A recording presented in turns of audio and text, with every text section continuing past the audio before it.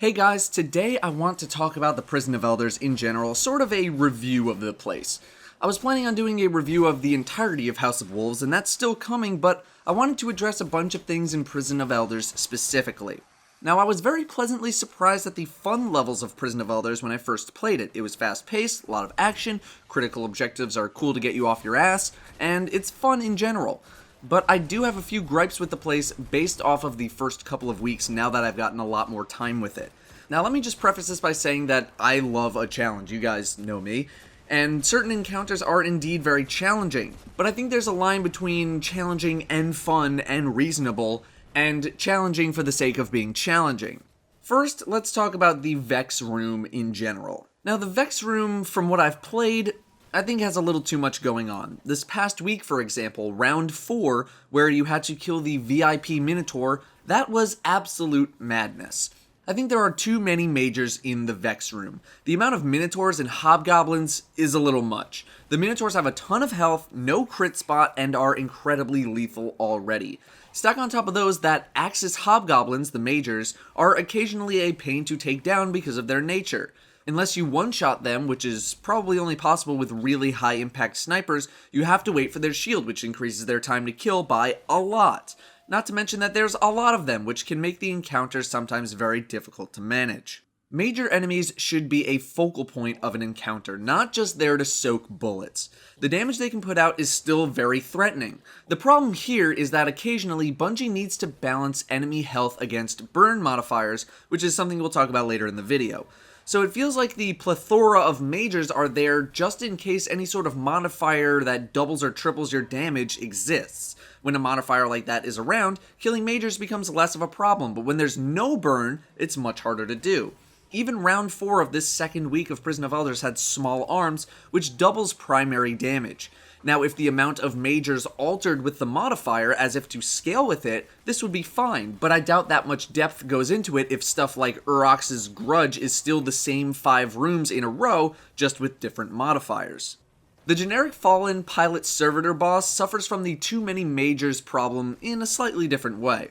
The major servitors that spawn in that encounter are very obnoxious because of how much health they have and how many of them that there are. There's 3 of them, they have a ton of health and require so much focus fire that by the time you end up killing all of them, a new wave of servitors is about to respawn. There's no benefit to killing them, you don't gain an advantage. If anything, you're at a disadvantage because you now have less ammo.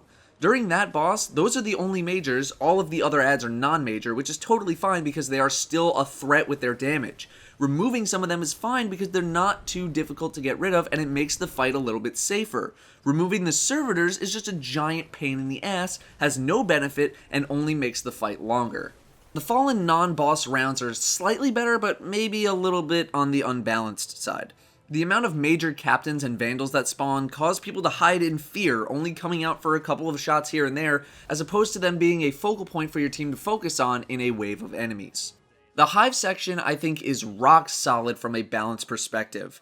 Good amount of everything spawning, and it ramps up at a very reasonable rate. You'll get 2 major wizards per wave after the first, then a major boomer knight in the 3rd wave. These are still very much a threat, but they can be actually focused fired down, which rewards that team play that is so crucial in these activities. Imagine if there were 5 wizards. You wouldn't be able to do anything. Those majors create a focal point for everyone to attack instead of just being a major nuisance or being difficult to kill. They're rewarding to kill because they're such a major source of damage, but can be focus fired relatively quickly because of their balanced health pools and because there's not 5 of them. The Urox fight has 1 of them spawn per wave. This is a good example of majors being a focal point. 1 wizard is manageable for a team. They're high enough of a threat to worry about, but are low enough in quantity and health that it's going to be more than reasonable for a team to focus fire it down. It's a high priority. It's rewarding because you know it's not going to respawn for a while.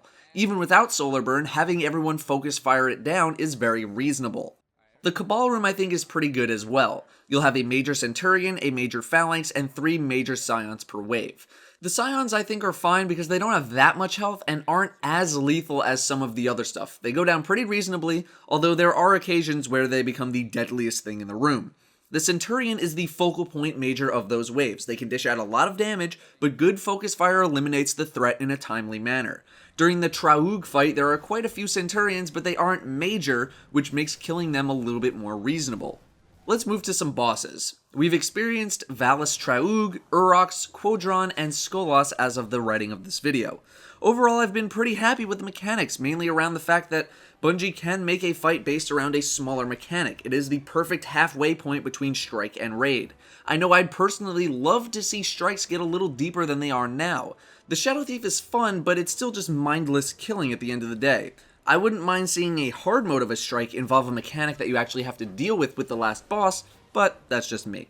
We start to see some issues with Qudron and Skolas though. On Qudron, there are simply just too many adds to handle too often. The mechanic is cool, kill a special enemy, get a buff, blow away the shields, it's good, requires coordination, requires additional thinking. But unfortunately, this mechanic gets completely overshadowed by the sheer amount of adds that you have to deal with in the fight. You get barely any time on the boss at all, some groups only being able to damage the boss for a couple of seconds before having to worry about a fresh set of adds spawning. My team managed to get into a spawn rotation where the next eye that we needed to kill for the buff just wouldn't spawn at the right time. A lot of groups just end up wiping in the first minute because they simply can't find Qudron's eye among the chaos because they're hiding to try to not die from all the adds. Qudron's eye itself could use some work as well because it blends into the crowd pretty easily if it doesn't spawn right next to you.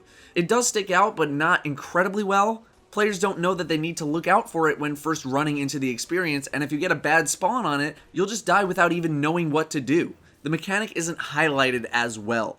Valis Traug's shield is highlighted very well. He's the biggest thing in the room, the color of the shield is bright, and it tells you that his shield is recalibrating.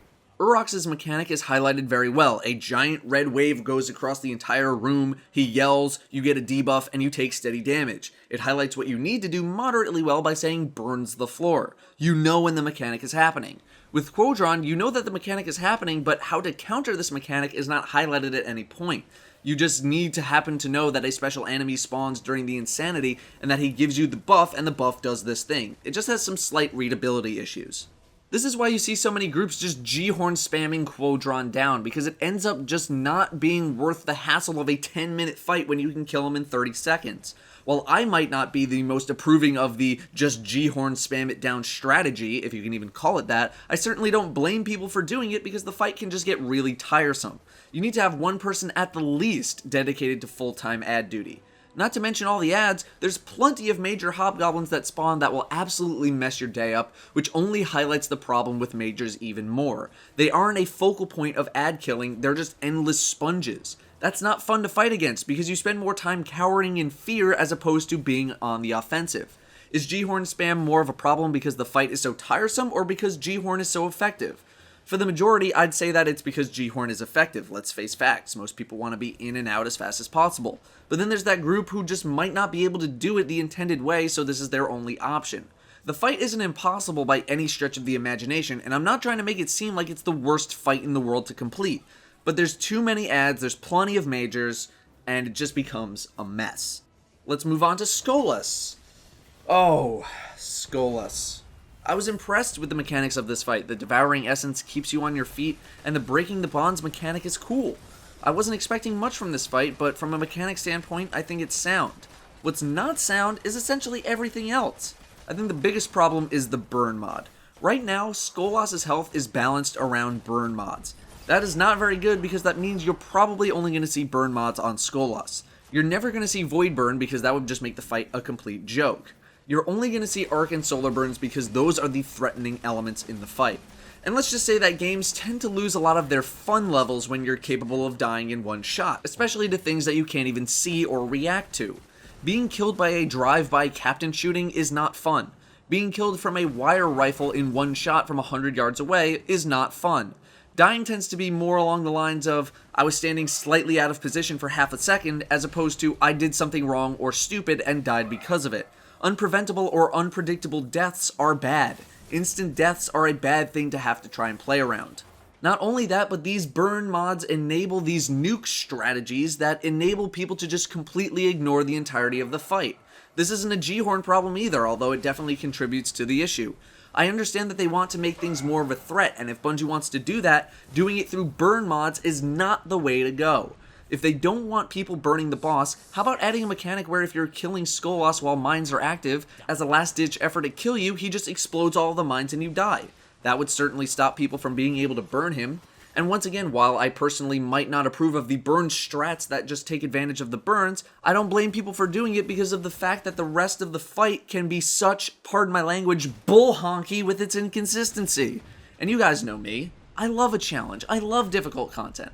But this content isn't difficult in the fun way. It's difficult in the super frustrating way of instant deaths, RNG teleports, and non-stop ad killing.